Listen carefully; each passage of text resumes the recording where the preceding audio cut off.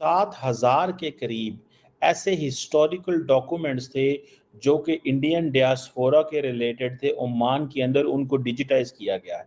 47 के बाद भाई कौन लेके गया आगे, किसने उसको साइंस के ढांचे में ढाला, किसने फिजिक्स के लॉ इजाद किए।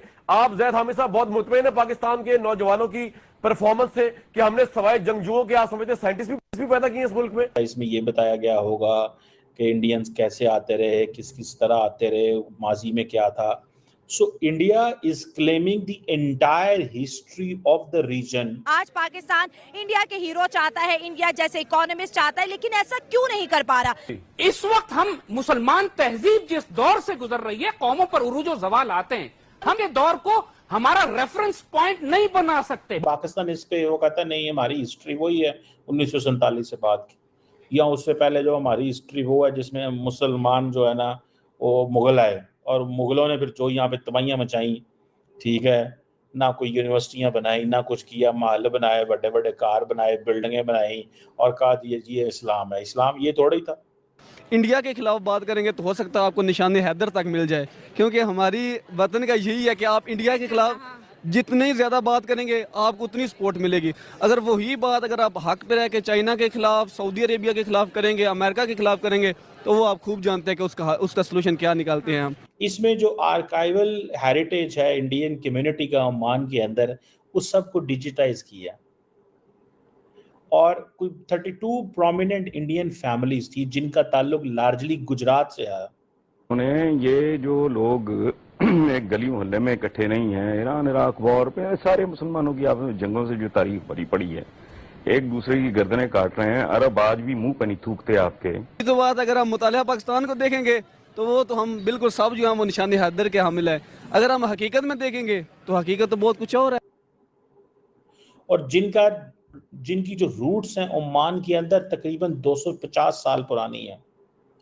सो ऐसे तकरीबन 7,000 डॉक्यूमेंट्स हैं जो कि डिफरेंट लैंग्वेजेस में थे, जो कि हिंदी में थे, गुजराती में, इंग्लिश में, अरबी के अंदर जो थे। किसी इस अरब वर्ल्ड में जाके कहना जरा उनदलस पे स्पेन पे हमारी हुकूमत थी, वो हैरान होके देखेंगे कि बंदरो तुम्हारा क्या ताल्लुक लेना देना है, अरबों की हुकूमत थी। नमस्कार दोस्तों, 700 से ज़्यादा हिस्टोरिकल डॉक्यूमेंट मिले हैं ओमान में। इंडियन डायस्पोरा की मौजूदगी 250 से 300 साल पहले ओमान में रहने के सबूत देते हैं, जिनको डिजिटाइल किया गया इंडियन एम्बेसी के थ्रू। दूसरी तरफ लाल टोपी ने बताया कि जो हमारे बड़ों ने सोचा था वो ये पाकिस्तान तो नहीं है, और बताया कि मुसलमानों ने 800 साल तक राज किया, लेकिन अब हमारी ये हालत है कि कोई पूछता तक नहीं, हम आपस में ही लड़कर मरेंगे। आइए इस पर देखते हैं पाकिस्तानी मीडिया का रिएक्शन। तकरीबन 7,000 के करीब ऐसे हिस्टोरिकल डॉक्यूमेंट्स थे जो कि इंडियन डियास्पोरा के रिलेटेड थे। ओमान के अंदर उनको डिजिटाइज किया गया है। जो इंडियन एम्बेसी है ओमान के अंदर, उसने नेशनल आर्काइव्स ऑफ इंडिया के साथ मिलके एक प्रोजेक्ट जो है कंप्लीट किया है, और ताकि जितनी भी ऐसी आर्काइव जो कि हिस्टोरिकल डॉक्यूमेंट्स के रिलेटेड हो, उस सारे डॉक्यूमेंट्स को डिजिटाइज किया जा सके। ये बहुत इंपॉर्टेंट चीज़ है। ज़ाहिर बात है इसमें ये बताया गया होगा कि इंडियंस कैसे आते रहे, किस किस तरह आते रहे, माजी में क्या था। So India is claiming the entire history of the region single handedly. ये बड़ी वैसे इंटरेस्टिंग चीज़ है। पाकिस्तान इस पे वो कहता नहीं, हमारी हिस्ट्री वही है 1947 से बाद की, या उससे पहले जो हमारी हिस्ट्री वो है जिसमें मुसलमान जो है ना वो मुगल आए और मुगलों ने फिर जो यहाँ पे तबाहियाँ मचाई, ठीक है ना, कोई यूनिवर्सिटियाँ बनाई ना कुछ किया, महल बनाए, बड़े बड़े कार बनाए, बिल्डिंगें बनाई और कहा दिए जी ये इस्लाम है। इस्लाम ये थोड़ा ही था, ठीक है जी, ज़ार मुलाजम रखे है, ये कौन सा, ये कोई इस्लाम है। बहरहाल, और हमारे किताबों में यही लिखा हुआ है। अब ये जो एक प्रोजेक्ट है जिसका नाम है दी ओमान कलेक्शन, इसमें जो आर्काइवल हेरिटेज है इंडियन कम्युनिटी का ओमान के अंदर, उस सब को डिजिटाइज किया और कोई 32 प्रोमिनेंट इंडियन फैमिलीज थी जिनका ताल्लुक लार्जली गुजरात से है, और जिनकी जो रूट्स हैं ओमान के अंदर तकरीबन 250 साल पुरानी है। 47 के बाद भाई कौन लेके गया आगे, کس نے اس کو سائنس کے ڈھانچے میں ڈھالا, کس نے فزکس کے لا ایجاد کیے. آپ زید حامد صاحب بہت مطمئن ہیں پاکستان کے نوجوانوں کی پرفارمنس سے کہ ہم نے سوائے جنگجوؤں کے آپ سمجھتے ہیں سائنٹسٹ بھی پیدا کیے ہیں اس ملک میں. آپ خوش ہیں اس بات سے, مطمئن ہیں؟ دیکھیے کامران, یہی تو بات ہم آپ کو سمجھانا چاہ رہے ہیں کہ ہمارا جگر سب سے زیادہ خون کے آنسو روتا ہے. جی, اس پاکستان کو ہمارے بڑوں نے جو پاکستان بنانا تھا, نہ وہ لبرل پاکستان, سیکولر پاکستان تھا, نہ وہ مذہبی دہشت گرد پاکستان تھا. اور ہم تاریخ کے جس دور سے گزر رہے ہیں, قوموں پر عروج و زوال آتے ہیں.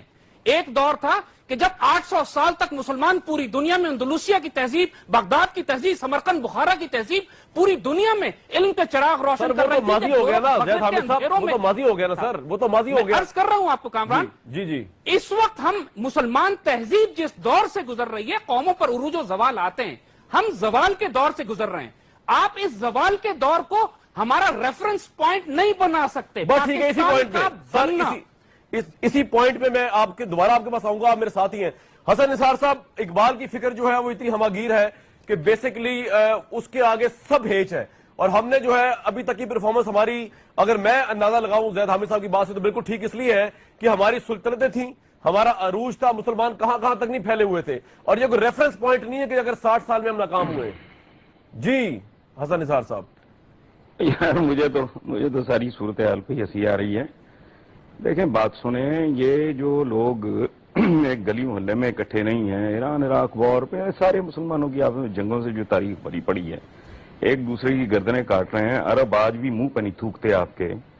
اور کسی عرب ورلڈ میں جا کے کہنا ذرا اندلس پہ, اسپین پہ ہماری حکومت تھی, وہ حیران ہو کے دیکھیں گے کہ بندروں تمہارا کیا تعلق لینا دینا ہے, عربوں کی حکومت تھی. پھر نیشن سٹیٹ کا جو کانسیپٹ ہے, اس کے بعد تو برادر اسلامی ملک یہ وہ ویزے لے کے آ رہے ہیں, پاسپورٹ یہاں, یہ کوئی ایک مسلم حرم سے پاس بند, یہ عجیب و غریب کاروبار.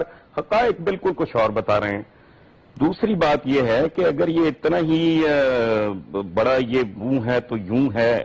میں تو شاعر مشرق بھی کہتے ہوئے مجھے تو کوفت ہوتی ہے, چونکہ مشرق میں چائنیز جیسی خوفناک سویلائزیشن ہے, ان کے اپنے اتنے بڑے برینز ہیں اس میں. ایسے تقریباً 7000 ڈاکومنٹس ہیں جو کہ ڈیفرنٹ لینگویجز میں تھے, جو کہ ہندی میں تھے, گجراتی میں, انگلش میں, عربی کے اندر جو تھے. اور وہ ساری کی ساری جو پرائیویٹ کلیکشن ہے اس کو سکین کیا ہے, ڈیجیٹائز کیا ہے.